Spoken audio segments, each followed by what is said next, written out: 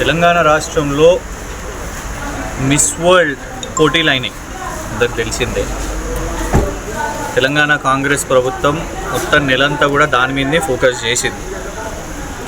Miss England వాళ్ళ దేశంలో తను కాంపిటీషన్ గెలిచి మిస్ ఇంగ్లాండ్ ఇక్కడికి వచ్చినప్పుడు మరి ఇక్కడున్న కొన్ని ప్రోగ్రామ్స్లో కొన్ని ఈవెంట్స్లో తన మీద దురుసుగానో లేకపోతే అవమానపరుస్తూ లేకపోతే ఒక మహిళ అని కూడా చూడకుండా అసభ్యకరంగా కొందరు వ్యక్తులు తనతోని ప్రవర్తించిండ్రు అని వాళ్ళ దేశానికి వెళ్ళిన తర్వాత సన్, డైలీ మెయిల్, గార్డియన్ అనే ప్రపంచ స్థాయి మీడియా సంస్థలకు ఇంటర్వ్యూలు ఇచ్చింది. దాన్ని తెలంగాణ రాష్ట్రంలో ఉన్న అన్ని న్యూస్ పేపర్స్ కూడా రిపోర్ట్ చేశారు. సో తెలంగాణ ప్రభుత్వం ఏం చేయాలి? అంతర్జాతీయ పోటీలు అని అనుకున్నప్పుడు 100 మంది మహిళలు ఇక్కడికి వచ్చినప్పుడు వాళ్ళ దేశాల్లో కాంపిటీషన్ గెలిచి ఇక్కడికి వచ్చినప్పుడు అతిథి దేవోభవ అని మనము భారతదేశంలో మన సంస్కృతి. సో మిస్ ఇంగ్లాండ్ ఇక్కడికి వచ్చినప్పుడు వారు కూడా అతిథి అని అన్నప్పుడు తను ఆ ఆరోపణలు వేసినప్పుడు వాటి మీద విచారణ చేపట్టాలి. మిస్ ఇంగ్లాండ్ని ఇప్పటివరకు మీరు విచారించిర్రా? కనీసం ఏమన్నా నోటీస్ ఏమన్నా ఇచ్చిర్రా? ప్రశ్నలు అడిగిర్రా? లేదు.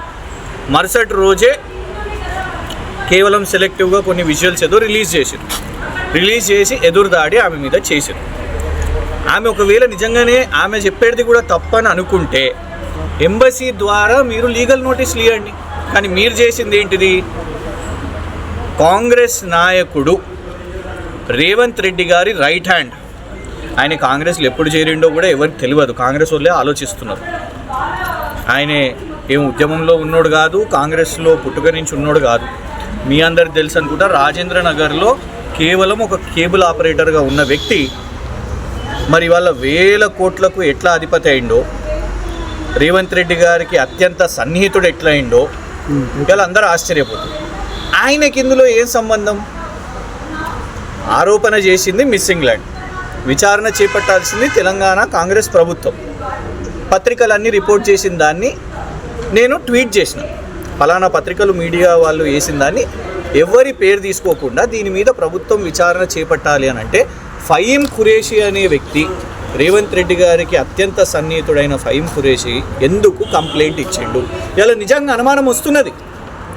ఈ మిస్ ఇంగ్లాండ్ వేసిన ఆరోపణల్లో రేవంత్ రెడ్డి గారి రైట్ హ్యాండ్ ఫహీమ్ ఖురేషీకి ఏం సంబంధం అబ్బా? మళ్ళీ రాజేంద్రనగర్ పోలీస్ స్టేషన్, ఆయన ఇక్కడనే ఉంటాడు కావచ్చు, అందుకే పాపం రాజేంద్రనగర్ పోలీసులకు ఇబ్బంది. పాపం వీళ్ళతో మాకు ఎటువంటిది లేదు, ఎందుకంటే వాళ్ళే నిన్న ఇక్కడ జంట హత్యలు జరిగినాయి, డబుల్ మర్డర్ జరిగింది, దాన్ని ఇన్వెస్టిగేషన్ చేసే పనిలో ఉన్నారు. అట్లాంటప్పుడు ఈ సోషల్ మీడియా కేసులు ఇంపార్టెంటా? ప్రతిపక్షాల మీద సోషల్ మీడియా కేసులు ఇంపార్టెంటా? మర్డర్ కేసులు ఇంపార్టెంటా? మర్డర్ కేసే ఇంపార్టెంట్. కానీ అది కాకుండా ఇవాళ పాపం టాప్ ప్రయారిటీ, ఎందుకంటే రేవంత్ రెడ్డి గారి మనిషి, రైట్ హ్యాండ్, కుడి భుజము Faheem Qureshi, ex cable operator, ఇప్పుడు 1000 కోట్ల అధినేత కాబట్టి అది ఇంపార్టెంట్ తీసుకోవాలి. కాబట్టి వాళ్ళ నోటీసులు ఇచ్చి రప్పించింది. సరే, నేను కోఆపరేట్ చేసినాను, మేము ఇక్కడనే ఉంటాం, ఇది మొదటి కేసు కాదు, మా న్యాయవాదులు రెడీగా ఉన్నారు, ఎప్పుడు కేసు అనగానే ఫస్ట్ వాళ్ళు వస్తారు కాబట్టి మేము కూడా రెడీగా, ఆ ధైర్యం మాకున్నది. మేము చేసింది తప్పు కాదు, తప్పు ఎవరు చేసిండ్రు అది ప్రభుత్వం యాక్చువల్లీ దాని మీద విచారణ చేపట్టాలి. మన రాష్ట్రం ఇజ్జత్ పోయింది. ఎందుకంటే మిస్ ఇంగ్లాండ్ చేసిన ఆరోపణలు మామూలు ఆరోపణలు కాదు. అతిథిని మనము దైవంగా చూడాల్సింది పోయి ఆమె స్టేట్మెంట్ ఏముండే, నన్ను వీళ్ళు వైశ్యలాగా చూసిండ్రు అని ఆమె స్టేట్మెంట్ ఇచ్చింది.